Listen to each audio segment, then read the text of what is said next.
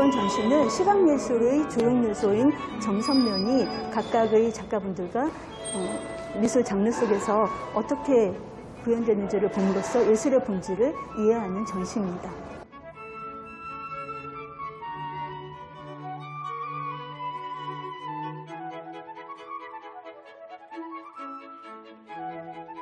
저는 디자인을 전공하고 그동안 사회생활을 쭉 한 과정에 25년 또 사회생활하면서 나름대로의 사상적인 개인적인 철학적인 요소를 정리를 한 이후에 50대 중반부터 작업을 시작을 했고 50대 중반부터 팝아트에 한 5년 정도 작업을 한 이후에 구리 아트홀 공공미술 프로젝트에 준비되어 있던 딤플 캠퍼스, 브롤 캠퍼스의 작업을 시작하면서 파인아트의 영역으로 들어와서 작업을 현재 하고 있습니다. 이 작품은 딤플 캠퍼스, 브롤 캠퍼스를 개발한 이후에 초기의 작품인데 어떤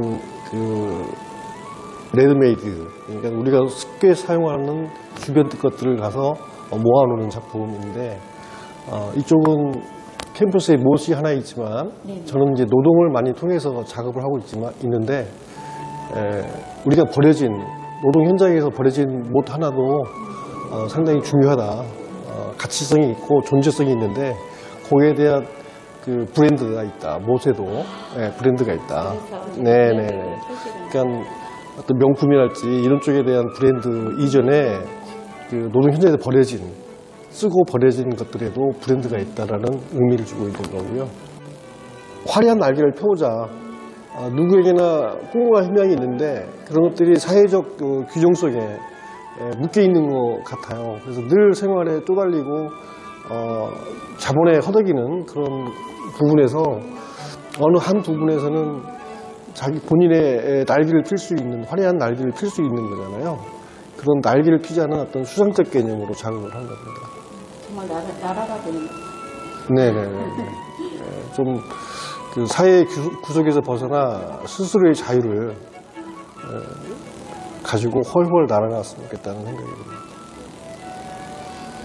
이 딤플 캠퍼스, 브롤 캠퍼스는 실제의 현재 벽과에 8cm가 떠 있는 공간이 되어 있는데 실제 우리가 시각적으로 보면은 이 깊이가 8cm로 느껴지지 않잖아요.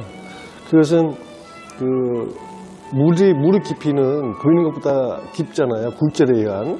그거와 같은 개념입니다. 그러니까 물의 깊이를 봤을 때 낮아 보이는 것처럼 캠퍼스를 보면 실제 깊이보다 낮아 보이는 거죠. 그래서 사람의 마음과 같아.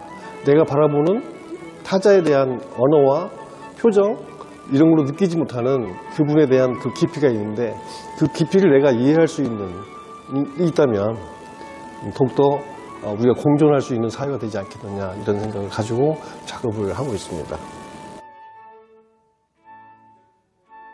이런 작품을 하신 이유는 그 당시에는 유럽에서는 종교가 굉장히 중요했고 종교가 모든 예술의 가장 기본이 되었기 때문에 이것으로 그 당시를 표현할 수 있다고 생각했기 때문에 이런 작품을 하셨습니다. 이영훈 작가님 같은 경우에는 건축물만 그리시는 분이시거든요. 그러니까 서사적인 내용이 될 수 있는 뭔가 배경이라던가 인물을 그리지 않습니다. 그런데 이 작품만 특이하게 이렇게 식물이 그려져 있어요.